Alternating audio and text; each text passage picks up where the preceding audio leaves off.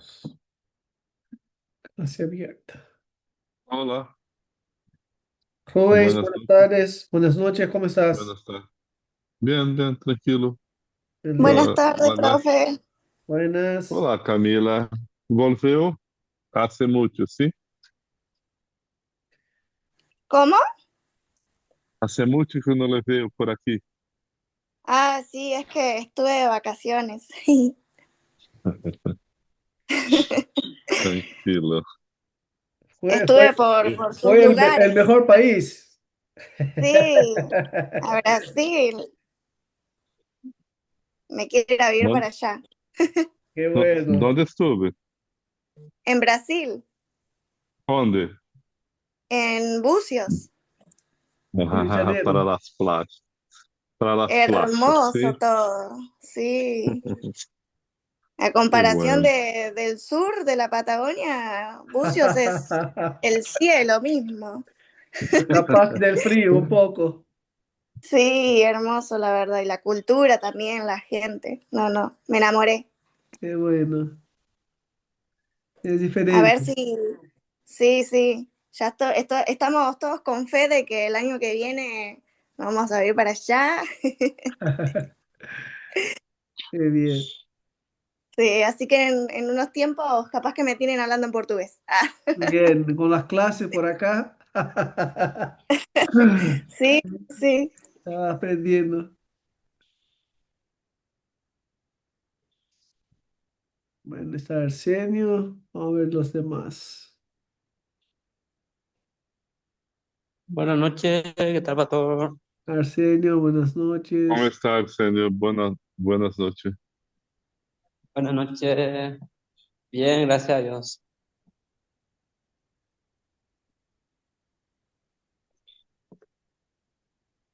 No, ni los joyas.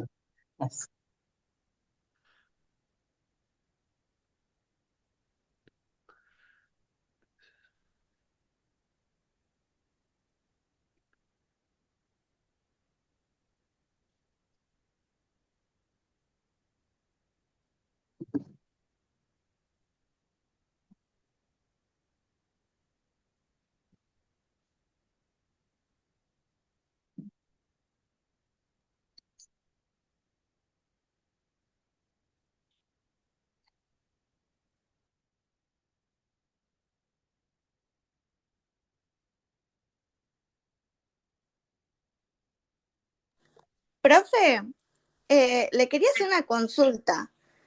Mm. El tema Diga. del informe de lectura y el ensayo se pueden entregar hasta el día 25, que es el último día de clases. Sí, hasta el Ah, día ok, ok. 25. Ah, ok, ok. Porque estuvimos hablando con una compañera y no sabíamos si era hasta el 25 o hasta esta semana, o sea, hoy. Ah, no, hasta 25. Y lo examen por consulta Ajá, también, ¿sí? ok, listo. Sí, Gracias. sí.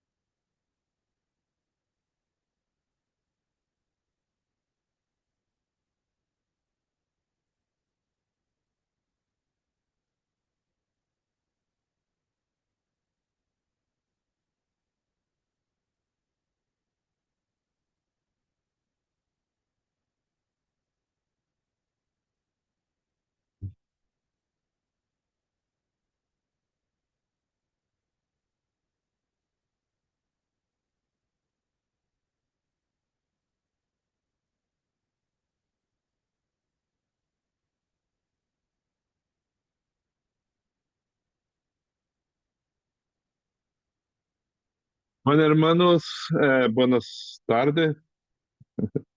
No me acostumbro a decir buenas tardes a esta hora, Mauricio, pero voy. Por favor, Camila, ¿puede orar por nosotros? Sí,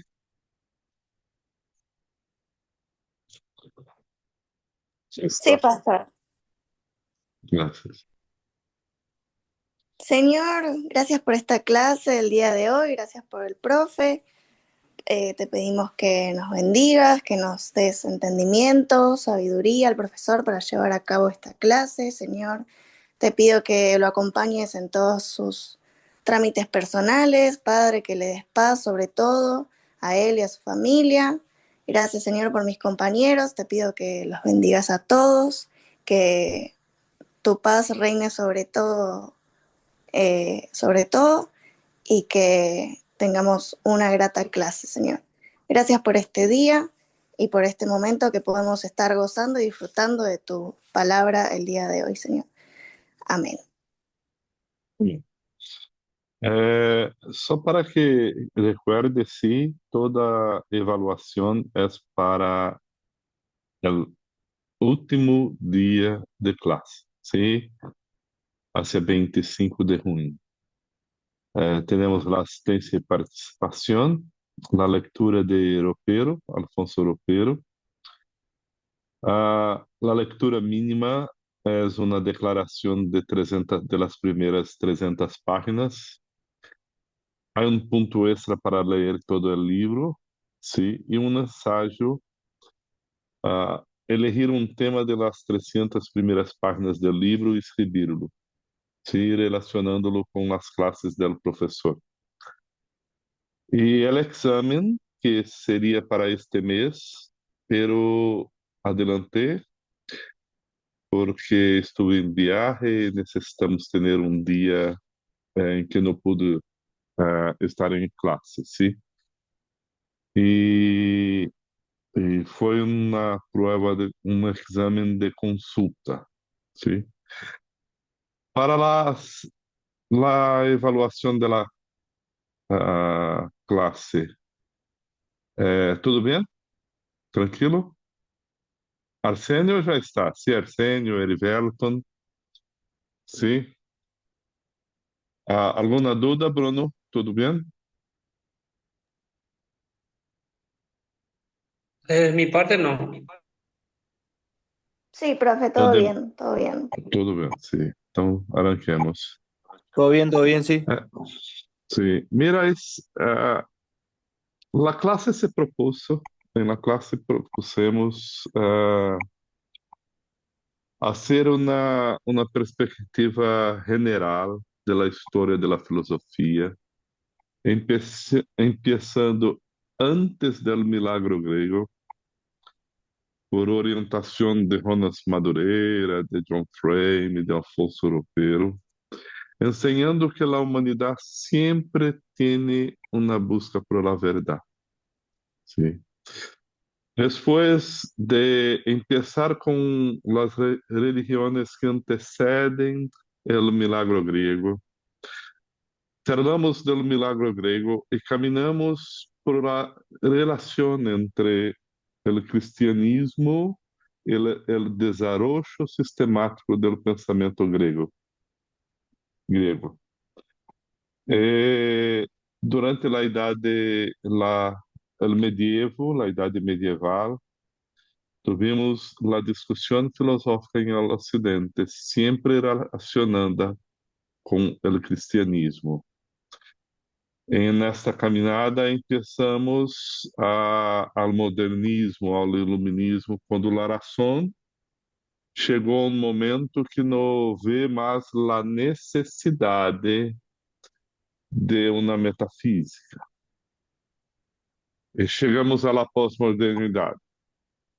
E o que vamos empezar hoje é o que ocorre después de las dos grandes guerras del siglo XX, ¿sí? Pero se percibe, hay uma gama de ideias e de direções que podemos elegir para caminhar. Há pensadores demais que não temos como ler todos. E acabamos elegendo pessoas que têm convicções mais cercas de nós outros. Quando eu estive fazendo meu mestrado em teologia filosófica, estudei René Eduard Veit, D.A. Carson, Paul Hibbert e a escola do neocalvinismo, como quatro vertentes, quatro pensamentos, quatro direções para a interpretação de lo que ocorreu em la cultura, em la filosofia depois da guerra.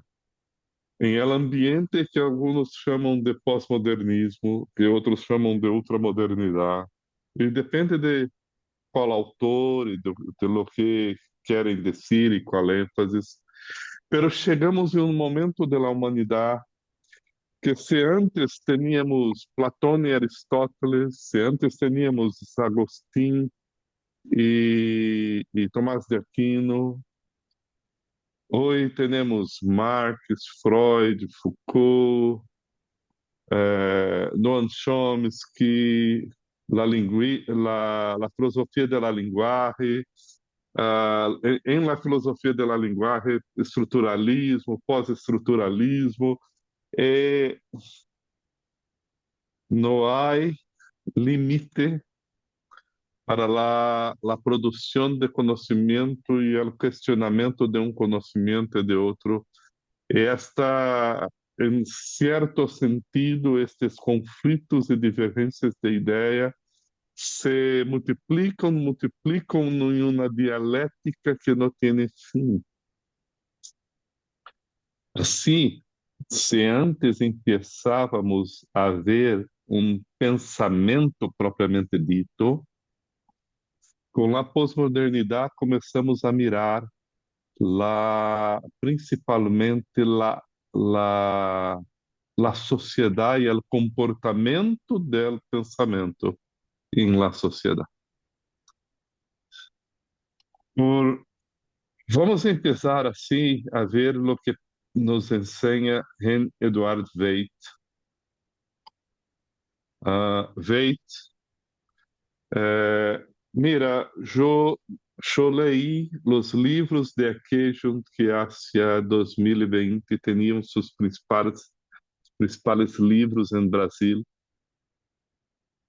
Foi o caminho que elegí. E os que pensávamos em aquele momento, porque hoje temos mais, há já 5 anos. E naquele momento teníamos os principais pensadores que estavam fazendo uma análise reformada da cultura. O primeiro livro de René Eduard Veit foi Tempos Pós-Modernos, que apresentava tendências de pensando que os cristianos devem reconhecer algumas coisas em la cultura para delinear paradigmas do pensamento e ver como actuar em la cultura. En este momento, as quatro escolas sempre vão a pensar que fuimos enviados ao mundo para viver em el mundo, pero não devemos amar al mundo. Los cristianos desejam constituir uma alternativa ao relativismo pós-moderno e devem confessar sua fé com palavras e ações. Para Veit, o pensamento do século XX não pode compreender-se al margen de suas conexões com o fascismo. Mira isto.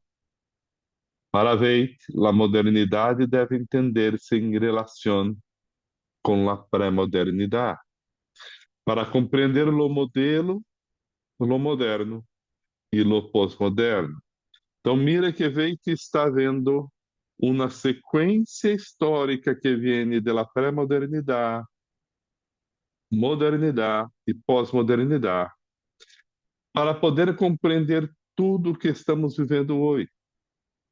E é importante que Veite oferece uma definição objetiva, Veite não oferece uma definição objetiva da pós-modernidade, pero describe as características e influências em la cultura e considera que a Igreja ha tenido que confrontar sua cultura e existir em tensão com o mundo.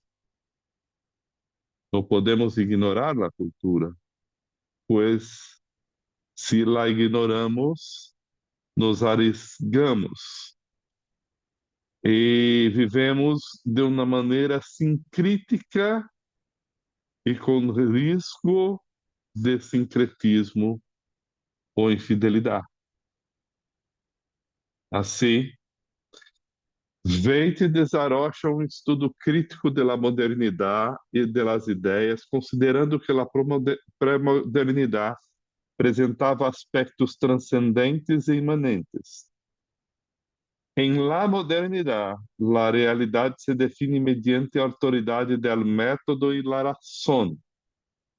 Ora, mira, pré-modernidade, transcendente e imanente. Modernidade, o método positivo, positivista e la razão. E em la pós-modernidade? Em la pós-modernidade, a capacidade de la razão é puesta em dúvida. Es puesta em dúvida. O que Veite vai nos ensinar é que há uma tensão entre a realidade objetiva e a realidade subjetiva. E o grande problema é como resolver a tensão entre positivismo lógico e romanticismo, ou objetividade e subjetividade. Por exemplo, Veite descreve que na teoria de Darwin, a criação é apresentada como um sistema cerrado onde Deus não é necessário. Que Darwin evidenciou a violência da natureza para preservar o progresso, lo qual foi um choque para o romanticismo, já que a natureza não era a harmonia romântica que imaginavam. Assim, Darwin desafiou a ideia da criação, pero também desafiou a ideia de uma harmonia gloriosa da criação bajo o romanticismo, que haviam questionado este universo mecânico de la lógica cartesiana, apresentando a natureza como um organismo vivo. E assim temos o ponto central de uma tensão de conhecimento entre a afirmação da verdade e quando o existencialismo questiona o materialismo darwinista aplicado às teorias sociais, considerando que não existe um sentido à vida. A outra tensão entre a razão e sentido, entre positivismo lógico e romanticismo, entre o racionalismo e o existencialismo, é um impulso para que, em el pós-modernismo, o relativismo se convierta em referência para a verdade. E aqui está um ponto. O que é a verdade? O que define a verdade? O que, como construir a verdade? Se não podemos mais ter uma verdade universal, se a crença em el progresso lineal e em las verdades absolutas, em la planificação racional de ordens sociais ideais y en la estandarización del conocimiento y la producción cede lugar al escepticismo. Lo que tenemos ahora para substituir, para poner en el local de la verdad. La objetividad dá passo em la pós-modernidade a la subjetividade, em el significado del conhecimento. Lo determinado es rechazado por lo indeterminado. Los discursos, incluso los discursos totalizantes, todas las narrativas son puestos en duda y el control social es visto como una marca de poder y opresión.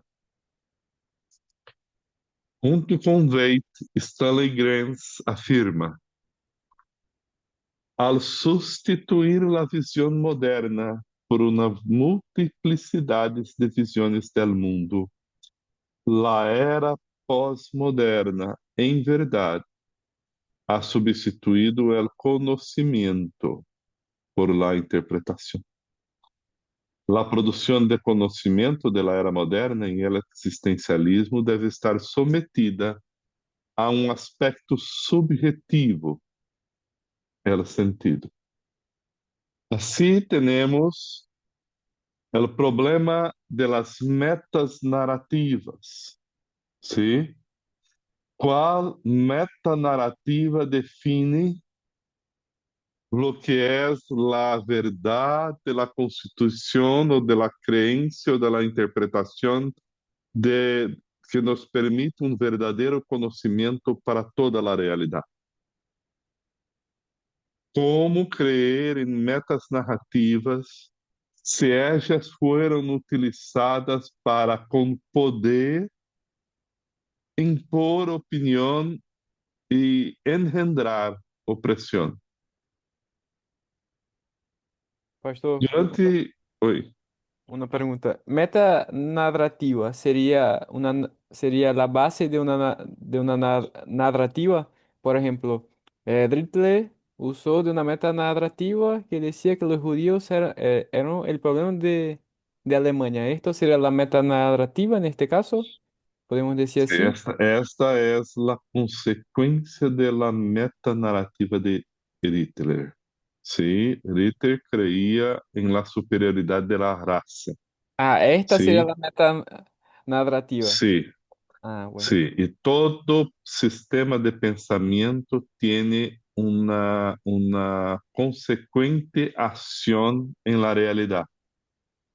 Y la acción es soportada por esta narrativa. Ahora mira. Metanarrativa é a narrativa que está por detrás da história que vivemos. O cristianismo é uma metanarrativa. O evolucionismo é uma metanarrativa. O materialismo é uma metanarrativa. E todos eles, todas as metas narrativas influem em um sistema de governo e uma postura social de aqueles que creem em ela. Sim? Dale, perfecto, gracias. E a metanarrativa é, em realidade, uma história absoluta sobre a realidade, um compromisso que tenho para a hermenêutica de tudo e que implique um progresso e uma construção ou uma planificação de ordens sociais e conhecimento. E aí está. Outra forma de dizer a respeito de metanarrativa, pero não chega tanto, é o que chamamos de cosmovisão. ¿Sí? Pero hay en la cosmovisión más elementos que contribuyen para el conforto psicológico de una persona. Durante o período moderno, se creía que a razão substituiria a Deus, resolvendo todos os problemas humanos e rehaciendo a sociedade segundo linhas de verdade científica e racional. Pero com o pós-modernismo há uma frustração em relação a la razão. E as metas narrativas que a modernidade oferecia se quedou conflitiva sobre toda a realidade, inclusos com usos de força. Assim, o mundo moderno produz tecnologia, conhecimento, generou desenvolvimento, pero também causou grandes guerras. E a guerra foi uma disputa de narrativas sobre a realidade. E assim começou o período de transição do modernismo entre aqueles que creem na verdade objetiva que pode conhecer-se e aplicar-se em benefício da humanidade, e aqueles que creem que os seres humanos construem sua própria realidade. Os que creem na verdade objetiva a se conhecer, objetivistas. E os que querem construir sua própria realidade, construtivistas. Quem domina a narrativa é a questão. Quem domina a narrativa, uma pergunta que implica em conflito sobre a respeito de lo que é verdade social, del controle, del poder, quando o individualismo del existencialismo moderno choca com o existencialismo pós-moderno em la construção social. Mira, estamos charlando de dois existencialismos, um racional moderno e um pós-moderno, que se chocam em um ambiente pós-moderno. A cultura global produzida por el modernismo, os estudos comparativos interculturais e a diversificação de las narrativas culturais intensificaram a guerra cultural e o escepticismo hacia as narrativas. Isso levou a questionar que é a verdade, ou se é possível um conhecimento absolutamente verdadeiro ante a diversidade cultural global. Mira que o problema com a verdade não foi solamente para o cristianismo.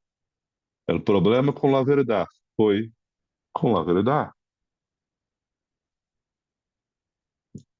Frente a cada realidade possível, a divergência de realidades culturais a escala planetária, a interpretação se apresenta mediante múltiplas narrativas sobre o significado da realidade. Outro ponto são as bases de los tempos, lógicas de los tempos pós-modernos, o que chamamos de existencialismo pós-moderno. Porque se não há mais a razão como base de autoridade transcendente,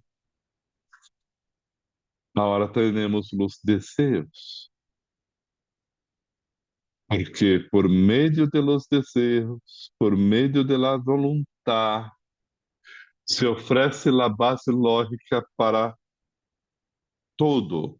E aí surge o relativismo contemporâneo, porque lo que eu experimento em mis desejos e mi voluntad não é o mesmo que o outro. Assim, o existencialismo é a base filosófica para Weite del pós-modernismo. Se um referente objetivo lo que queda para las narrativas de la realidad son interpretaciones subjetivas de cosmovisión, que se convierten en discursos totalizantes, asociados a la opresión. Mira que Veite está en el siglo pasado, en los años 80, 90, nos diciendo y nos preparando para un tiempo en que las narrativas son totalizantes. La creencia en una realidad construida socialmente sobre bases subjetivas, para Veite, fuera un coquetel para el totalitarismo. Cierto que la mayoría de los postmodernistas no defienden explícitamente el totalitarismo en nuestros días. Por el contrario, pretenden que sus posturas sean liberadoras, emancipando a grupos oprimidos de la verdad única, proclamando por fuerzas culturales que ellos llaman de opresoras. Pero, sin embargo, resulta difícil ver cómo sus premisas podrían sostener una sociedad libre. Lo que en el modernismo era autenticado por la razón, en el existencialismo pasa a ser autenticado por los deseos, que validan el sentido y que a su vez se orienta hacia la desconstrucción de toda herencia que establezca una autoridad trascendente. El existencialismo fortalece la rebelión baseada em el deseo, a vontade triunfando da sociedade contra toda autoridade externa, a vontade triunfando em la sociedade contra toda autoridade externa, incluso o governo, questionando a autoridade transcendente simbolizada por la herência cultural judia e la crítica ao capitalismo, por exemplo. De este modo, el autor relaciona el fascismo y el postmodernismo, que comparten raíces existencialistas. Na hora que estou mirando la diapositiva, se quedou em português, sim? Desculpa. El No pasa postmodernismo nada, surge profe. para aprender, sim, Camila, praticar. Sí, sí. El postmodernismo surge quando os intelectuais questionam o optimismo del modernismo respecto de la capacidad de la razón para describir la verdad y proponen el escepticismo hacia cualquier capacidad humana para narrar la realidad y hablar de verdad absoluta. Así tenemos que para Veit, el fascismo es un producto del existencialismo, es un producto de los deseos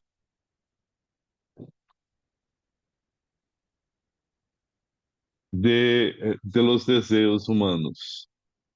E o existencialismo, porque o existencialismo se desarrollou como uma reação à la modernidade.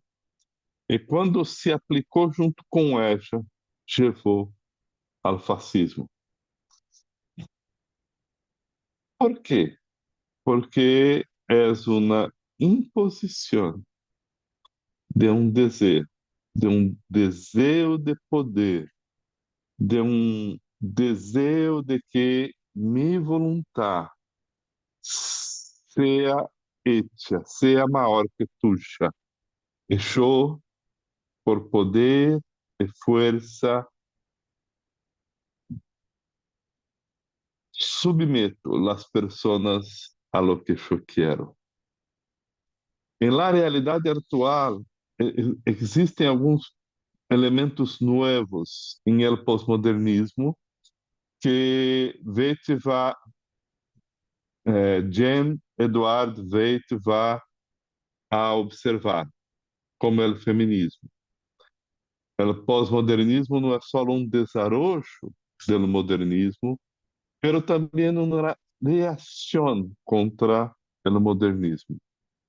É uma criação de novas narrativas basadas em desejos, em uma busca por uma libertação, pero sempre embasada em la voluntad, em la subjetividade, e não em uma busca de uma verdade concreta.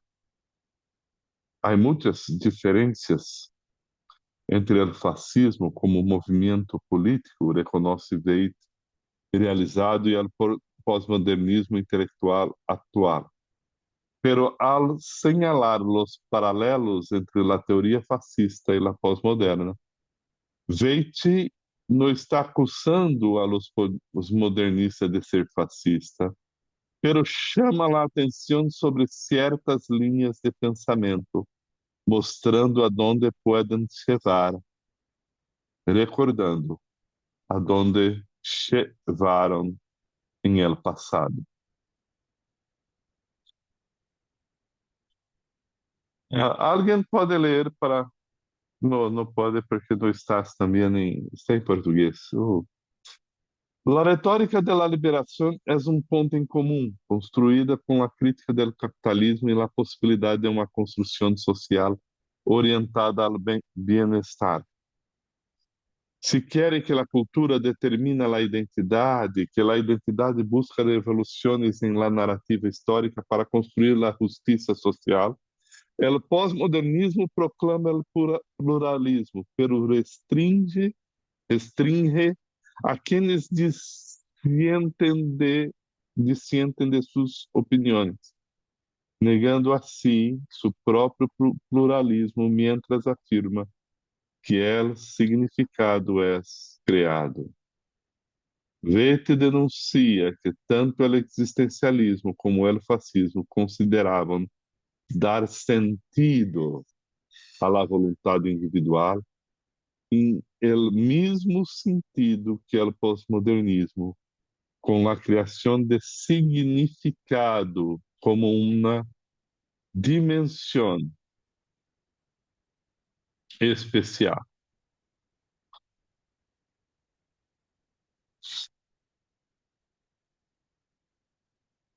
Alguma pergunta para René Eduard Veit?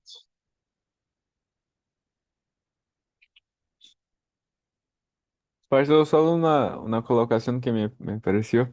Es interesante que eh, este movimiento pós-moderno siempre lucha por una ideología, se crean ideologías y es como siempre que intentan imponer en los otros la idea, como si los otros están perdidos y ellos saben la verdad.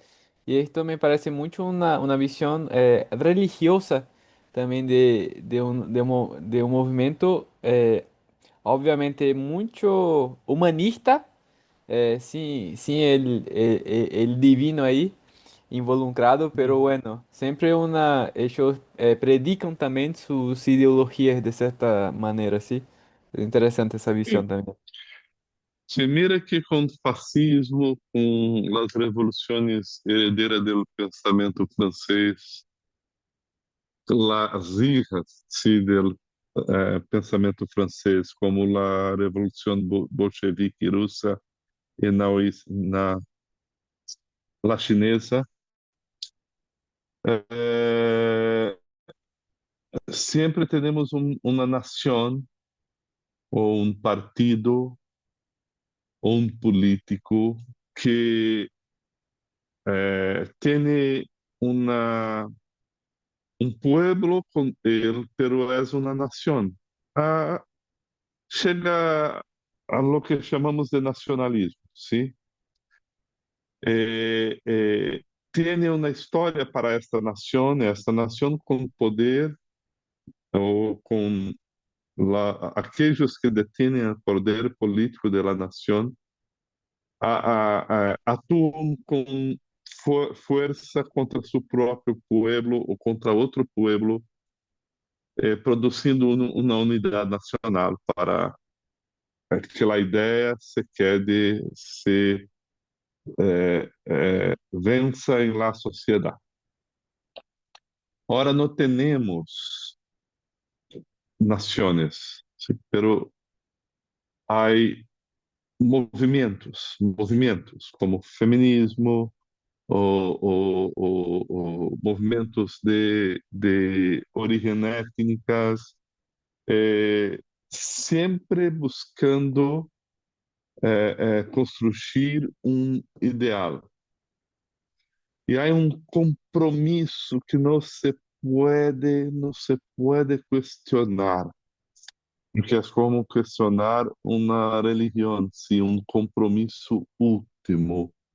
E ao ver que lo que creé respecto de la realidad está en conflicto, la actitud es de ira, es una especie de arrogancia, ¿sí? Ah, la metanarrativa del modernismo tenía su arrogancia, su autosuficiencia de construir una utopía por un poder político. Ahora, el modernismo, el posmodernismo no escapa de la arrogancia. Es una arrogancia subjetiva y es un relativismo que tiene un compromiso último realmente, Igor, quase religioso. Sí, totalmente religioso, porque es un compromiso que para se arrancar es violento, ¿sí? Quiere impor com violência, ainda que seja gritando, ¿sí? E assim, as referências são sempre um indivíduo. Alguém mais?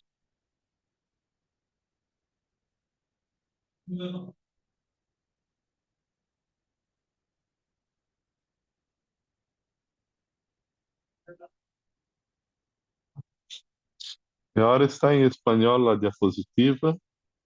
Por favor, alguém pode ler? Hola, pastor, Yo, ¿puedo pastor. leer yo? Sí. Ah, perdón. Bien. No, lee, lee. Por favor. Listo, listo. Gracias. Día y Carson y el desafío del pluralismo en la en la era posmoderna. El pluralismo posmoderno no es neutral, es una nueva forma de dogmatismo. La hermenéutica contemporánea redefine el sentido del texto desde el lector, no desde Dios. En una cultura postcristiana, el Evangelio ya no se predica desde el centro, sino desde los márgenes. La verdad revelada es relativizada. La experiencia subjetiva se vuelve juez final de todo discurso. Ahora mira, Carson também está em 1990, 1996. Y la preocupación de Carson es la hermenéutica, la interpretación. Carson va a nos decir que hay un nuevo dogmatismo. Hay un credo absoluto no confesso. El único credo absoluto es el credo del pluralismo. No hay verdad. No hay verdad. Pero esta já é uma afirmação de um credo absoluto. Se não é verdade, pero como eu posso crer nesta afirmação? Esta nova hermenêutica plantea retos para a contextualização do evangelho e a prática da evangelização social. Carson, mais do que Veite está em uma universidade e Carson está em um ambiente teológico. Carson está dizendo que, assim como o cristianismo viveu dentro da modernidade e foi irritado por la autonomia da razão, a hermenêutica conservadora permitiu ao cristianismo responder às perguntas do modernismo. Agora é tempo de responder às perguntas da pós-modernidade. Por quê? Porque em la pós-modernidade, o mais importante não é o autor de um texto, o mais importante é o leitor de um texto. Por quê? Porque o mais importante é o que eu experimento com o texto. Assim, a palavra de Deus em la modernidade pode ser uma palavra que chamamos de polissêmica. Tiene muitas semânticas. E Deus pode ser criado de acordo com a experiência da leitura del leitor em um texto.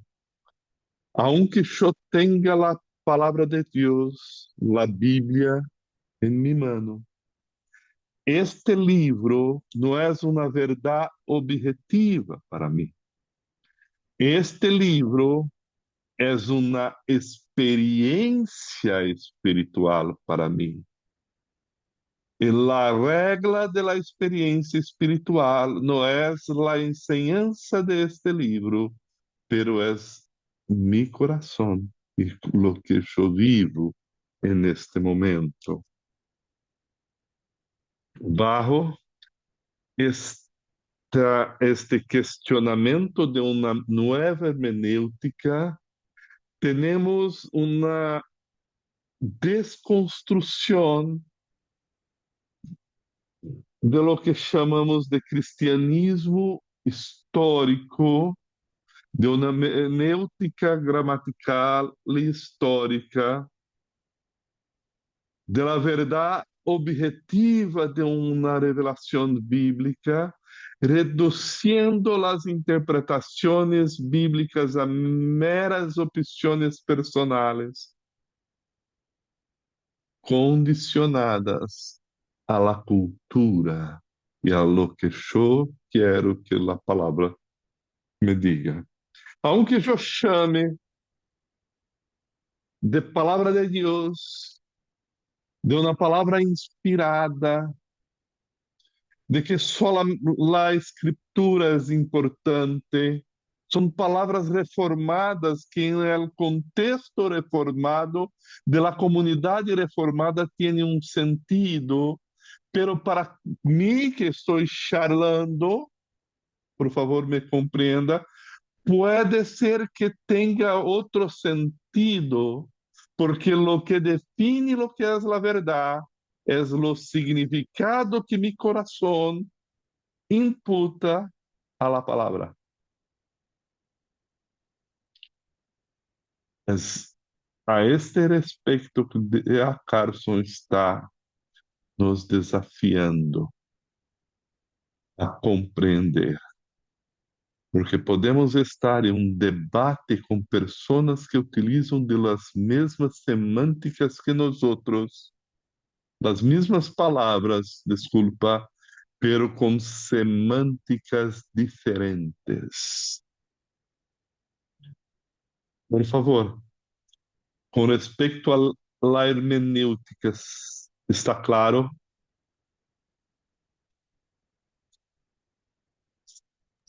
Sí, Sí, pastor. É importante, sim? Porque a construção convierte o texto bíblico em espejo do leitor, sem verdade objetiva e sem autoridade divina. E aunque eles hablan de autoridade divina,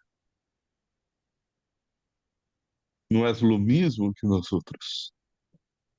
Assim, interpretar já não é buscar o sentido do autor, sino desmantelar qualquer pretensão de la verdade pero ellos definem a verdade de forma diferente de nós outros, sempre são batalhadores por uma verdade, pero su própria.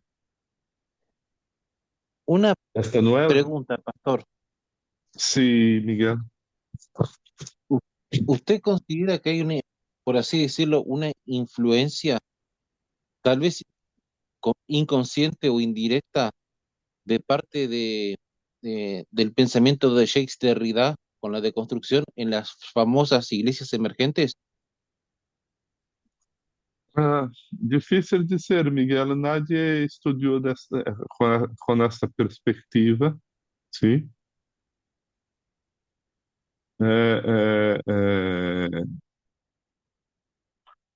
Eu não sei se posso dizer assim. Eu não sei realmente. Necessitaria mais estudo a respeito, sim. Agora, se Jacques Derrida influenciou o surgimento de las iglesias emergentes. Eu tenho, eu, eu creio que não temos como fazer uma. Se estamos, mira, deixa-me encontrar uma. Se estamos dizendo de igrejas emergentes que são bíblicas, eu não creio, sim? Bíblicas no sentido de que podemos ter comunhão. São povo de Deus, pero rompieron com uma tradição histórica. Pero se estamos dizendo de las que podemos chamar de liberais, aí eu creio que tem uma influência de Jacques Derrida. Se são igrejas emergentes que só querem cambiar a cultura, a forma, é uma coisa. É uma coisa. Se são igrejas emergentes que querem cambiar a teologia, é outra coisa. Sim? Aí sim, eu creio que há uma influência do desconstrucionismo de Jacques Derrida em la hermenêutica bíblica, como em um último caso no Brasil, quando um pastor se propôs a atualizar a Bíblia. Sim? Aí sim, Perfecto, gracias por la respuesta. sim. O maior desafio para Carson é a hermenêutica, diante de uma experiência subjetiva, sim? Há outra coisa que é importante para Carson, e isto implica também em uma série de cambios que ocorreu em el cristianismo, que foi o que nós outros chamamos de pluralismo cultural, como a diversidade de raças, valores, línguas, culturas e religiões em Ocidente e outros lugares. Com a modernidade e a facilidade de fazer viagens, de ir de um lugar para outro, com a tecnologia de transporte desarrollada, houve um aumento do conhecimento de diferentes raças, valores, línguas e religiões em Ocidente, e uma produção de migração moderna e de tecnologia que unificou as nações. Esta é uma observação de Carson verdadeira, que é inegável.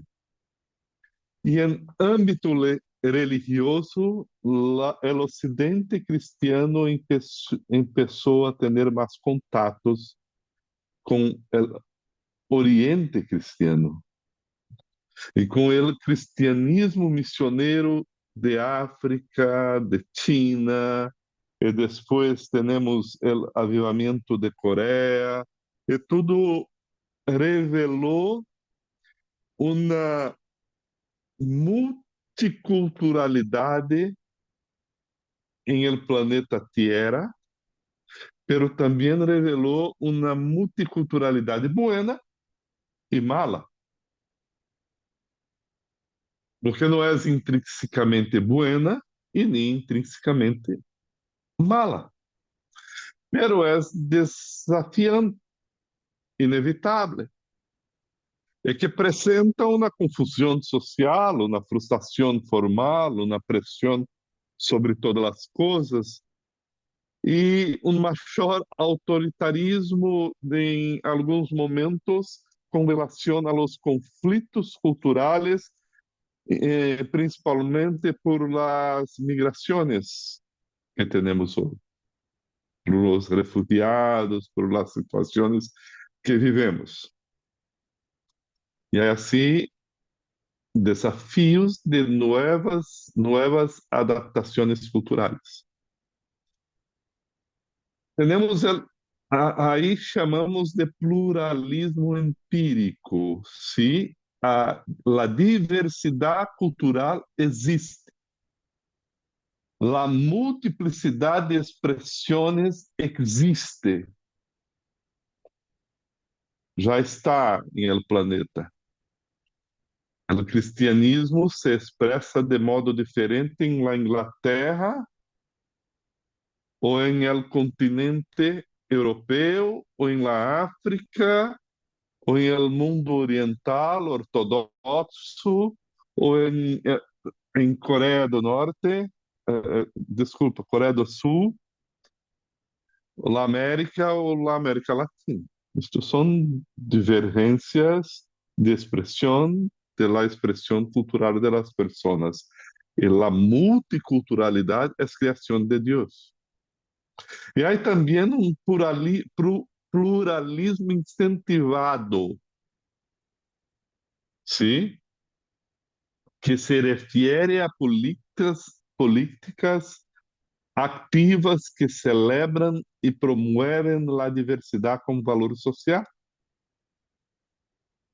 aún reconhecendo sua beleza, planteia desafios de acomodação entre cosmovisões opostas sobre autoridade, moralidade, verdade e revelação. Ato missioneiro e universal do pluralismo cristiano em el siglo passado foi o Congresso de Lausanne, que reuniu missioneiros, teólogos de todo o mundo para ser um pacto de evangelização por las nações. Então, temos o pluralismo empírico e um pluralismo incentivado.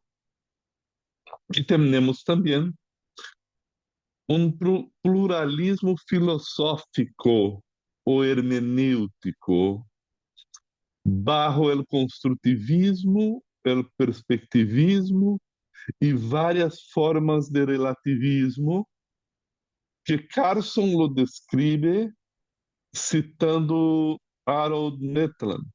O pluralismo filosófico abarca posições contemporâneas opostas à ideia de que podemos conhecer uma verdade objetiva no realismo ontológico, construtivismo, perspectivismo, relativismo. Mira, o pós-modernismo reconhece a subjetividade inerente à humanidade e emancipa referentes transcendências e interpreta bajo a subjetividade qualquer outro sistema. Assim se hace necessário a nova hermenêutica, porque eu sou quem interpreto o que estás dizendo. Sim? O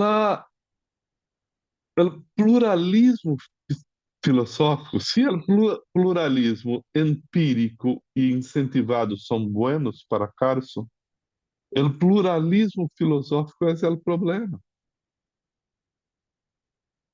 ¿Por quê? Porque ele nos leva a uma evolução da hermenêutica clássica a uma versão radical que convierte a ideologia personal, subjetiva, em uma imposição que impede uma boa conversa em busca de um acordo e de uma verdade. Quando se espera que nos ensine humildade, se convierte em la ideologia predominante de nossa época e ameaça ao novo totalitarismo ideológico. En este momento, la linguagem e el sentido são construídos socialmente e arbitrariamente, reconhecendo que todas as interpretações estão moldeadas por cultura e subcultura. Não temos mais a verdade objetiva, temos o subjetivismo, e o subjetivismo barro todas as culturas de todos os lugares. Temos que cada uma que tenha mais poder se influye com opressão em la outra, contra la outra. Assim, chegamos à la duda radical de la interpretação del outro, el asceptismo. Como as palavras remitem a outras palavras, generando um círculo hermenêutico sem escape, o sentido básico do texto se subvierte. A desconstrução mostra que um mesmo texto pode sostener interpretações opostas e mutuamente incompatíveis, otorgando ao leitor a liberdade para definir o significado. En este ponto, yo normalmente digo a las personas que se perde el amor al próximo. Lo que quero decir com isto? Não queremos mais saber lo que pretendió el autor del texto al escribir el texto. Solamente queremos ter uma experiência sensitiva com o texto. Não importa o autor. Cancelamos o autor. Não queremos o autor. Se assim caminhamos, chegamos a um momento em que não temos prazer em conhecer uma pessoa do passado por seus escritos. Não temos amor a quem escreveu. Não nos interessa. Interessa o que eu vivo hoje. Isto cria um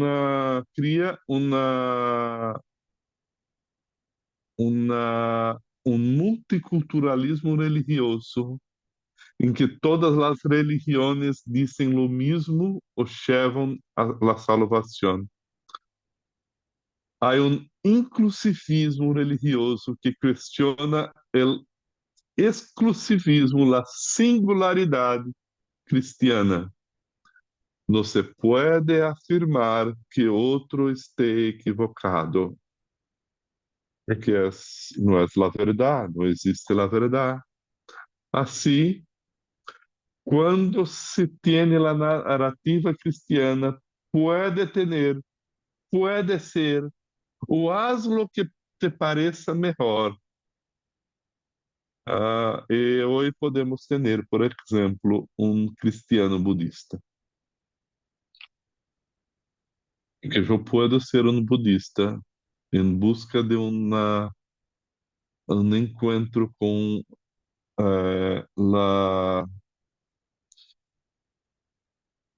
las metas de la energía cósmica, de las cosas propostas por el budismo. Eu puedo mirar isso por meio de um cristianismo, porque é a minha experiência personal. Este pluralismo religioso radical afirma que nenhuma religião pode fazer uma reivindicação legítima de superioridade sobre outra. Isto, para Carso, já é um fundamentalismo intolerante, um reflejo da fluidez e incertidumbre da época, uma igualdade cultural onde o universalismo reemplaça o moderno, pero despreció lo trascendente, sosteniendo que la única afirmación absoluta es que ya no hay absolutos, salvo talvez la convicción de que existen herejías. ¿Y cómo se queda la relación entre tolerancia e intolerancia para Carson? ¿Sí?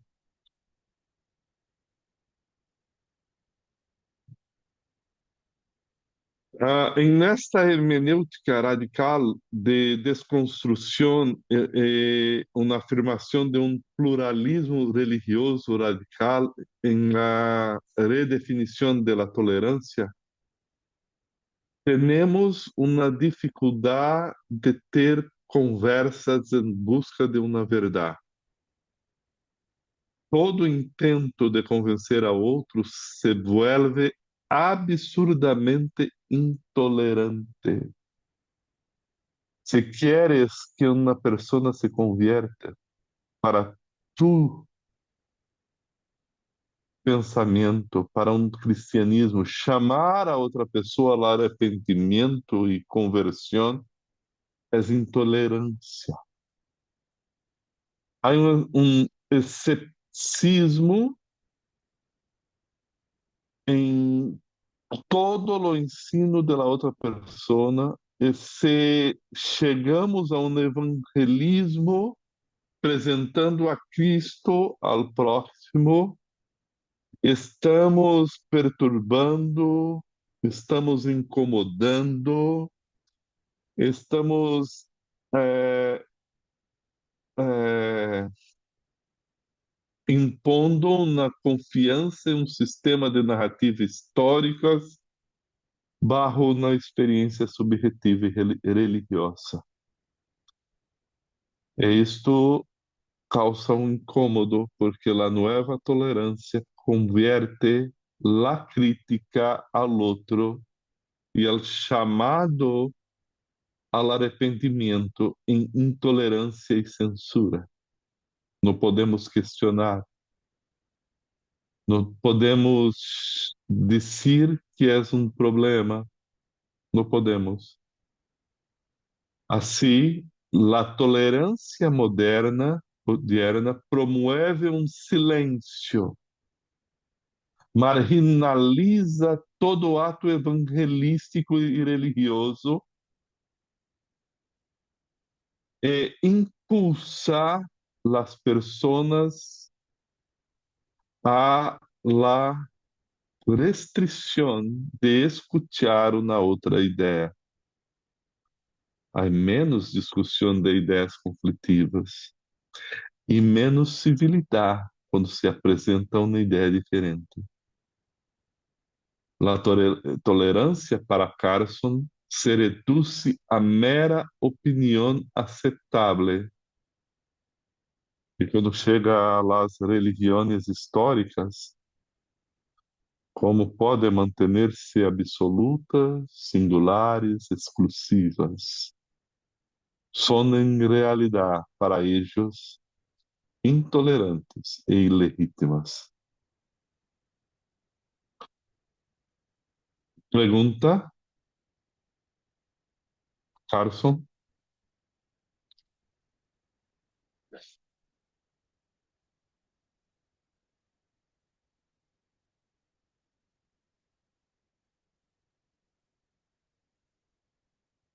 Perguntas de Carson?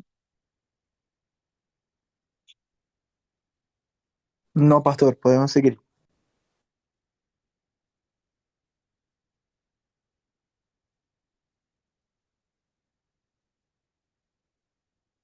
Ocho, 10, 10, ¿sí?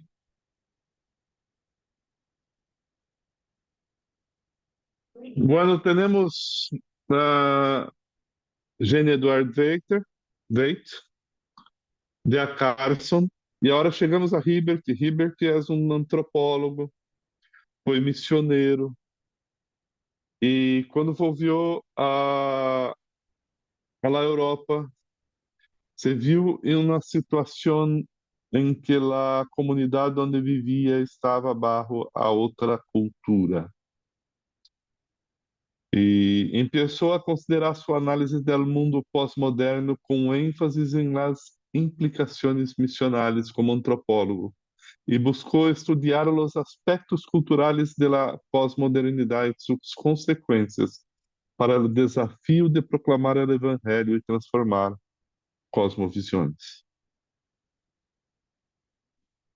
Normalmente, Hibbert ou Hibbert apresenta a análise do processo de transformação cultural com base em el cambio personal e la pós-modernidade entendida a partir de la transformação ocorrida em la epistemologia, demonstrando suas implicações sobre la informação de la verdade, el conceito de história de las ideias e la influência em la cultura é expuesto por Hibbert em seus escritos para descrever como surgiu la modernidade a partir de la pré-modernidade.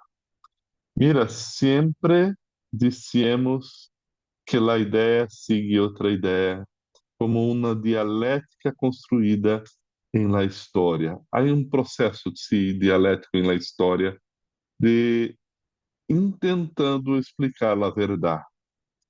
Pero quando chega a modernidade, o mundo está organizado de tal modo que as relações de causa e efeito persistem, são externas a los observadores. Eu observo uma verdade objetiva por médios empíricos, para construir métodos para formular um conhecimento imutável e universal sobre os hechos e experiências que explicam a realidade. Pero e quando chega a pós-modernidade?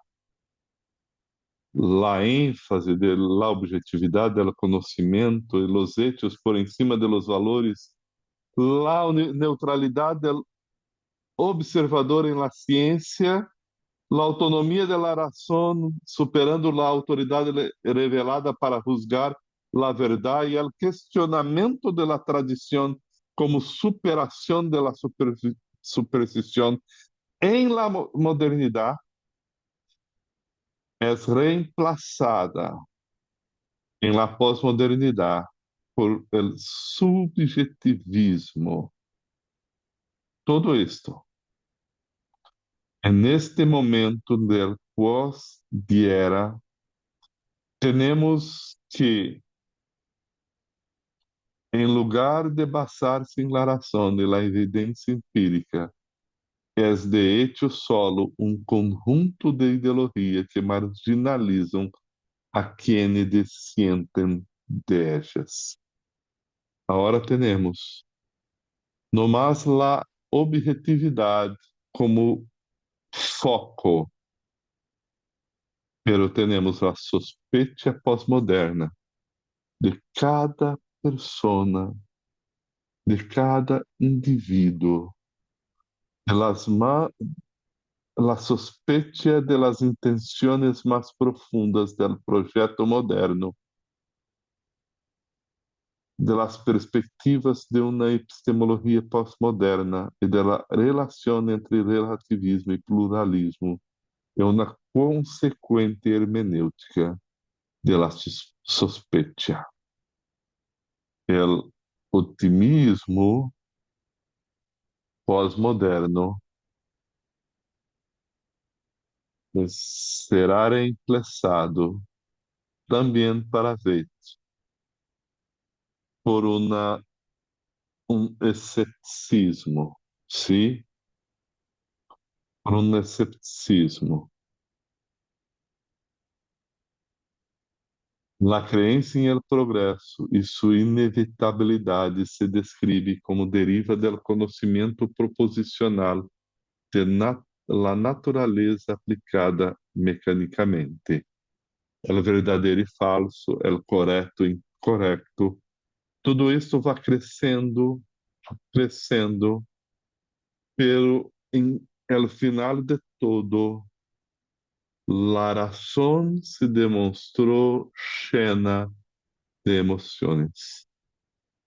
Los valores morales definían los propósitos tanto de las relaciones socioculturales como de la producción científica. La sospecha postmoderna crea ataques, reacción, chamando lo idealismo del desarrollo tecnológico de totalitario e questiona a objetividade do investigador, questiona os resultados da investigação e questiona o propósito e o uso de la investigação,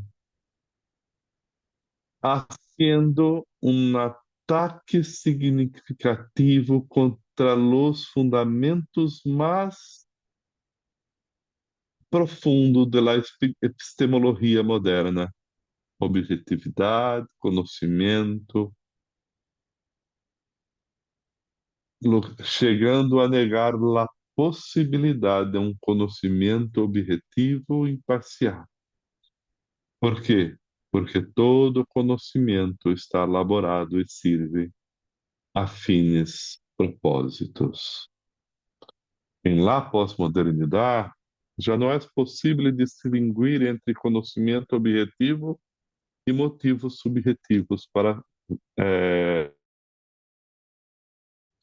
porque a dimensão personal do investigador e sua história cultural e seus propósitos foram interpretados em la equação do conhecimento, o que conduziu a um rechazo de qualquer grande narrativa,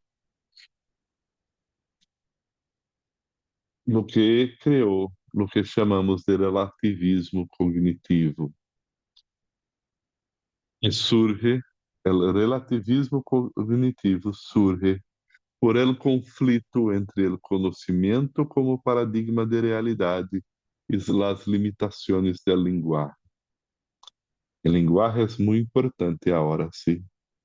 Se acuerde de la filosofía de la lenguaje, del constructivismo, desconstrutivismo que Miguel nos perguntou. La lenguaje describe resultados científicos e também los construye. E quando um paradigma deve substituir a outro, organiza sistemas e crenças sociais. Assim, a mesma língua utilizada por quienes possuem conhecimento expressa interesses de poder. A construção social justificada por el saber científico resulta del desejo subjetivo de quem produz este conhecimento. Tudo bem, não podemos provar a verdade? Não podemos provar a verdade? Em que base, então, juzgamos entre teorias científicas? Devemos vacinar ou não vacinar? Devemos tomar que medicina? Al questionar a subjetividade científica e a capacidade descriptiva do linguagem, a autoridade do conhecimento se somete ao juízo de uma comunidade que valida a verdade. Temos o que chamamos de paradigma do conhecimento, que é afirmado em uma comunidade que se cerca de segurança para manter sua própria verdade, pero ¿podemos probar la verdad? ¿En qué base queremos tener esta verdad? Mira, hermanos, que quando eu estou charlando assim, é o mesmo que eles pensam a respeito do cristianismo. O cristianismo é produto de uma comunidade de fé e é para esta comunidade, pero não é para a humanidade. En este momento temos as discrepâncias entre comunidades que devem tolerar-se e não se reclama uma verdade própria, pero uma verdade exclusiva, porque nadie pode reclamar sua verdade a los outros, pois não há critério objetivo. La posmodernidade emerge negando la modernidade. El conhecimento já não é objetivo, sino subjetivo e contextualizado. Las emociones se anteponen a la racionalidad, lo que cuestiona la base de las distinciones entre verdadeiro e falso. Em consequência, a experiência subjetiva estabelece valores existencialistas e surgem dos modelos pós-modernos, o que chamamos de instrumentalismo e idealismo. A pós-modernidade se construye sobre a epistemologia del instrumentalismo e el idealismo. El instrumentalismo permite la producción de conocimiento y la resolución de problemas mediante el consenso comunitario. Y el idealismo, por su parte, es un escepticismo quanto la herencia, la creencia optimista en la herencia científica moderna. Según Hebert, hay una busca por una sustitución por un otro sistema, por una epistemologia basada en una experiencia subjetiva. E a certeza do conhecimento já não deriva da realidade externa, sino da subjetividade. Nossos desejos expressam o mundo que conhecemos. A realidade tiende à ficção, a uma invenção subjetiva.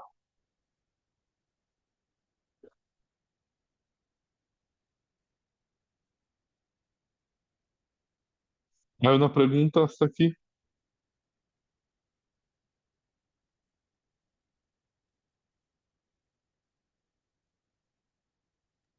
No, pastor. No, pastor. Tranquilo? Eu creio que Todo podemos bien, todo parar. entendido. Sim.